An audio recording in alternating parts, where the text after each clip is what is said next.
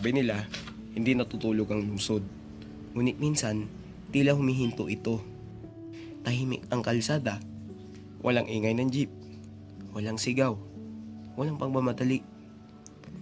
Ngunit gumigising ang lungsod. Ang mga bata sa kalsada naglalaro. Ang mga nagtitinda bumukas ng kanilang pwesto.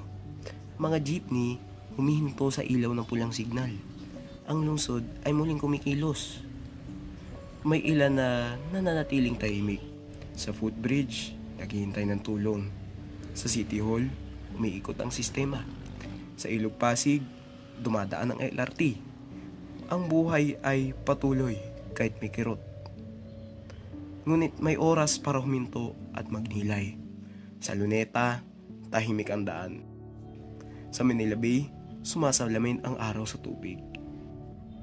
Doon naman sa TV, pag-ulit ang balita.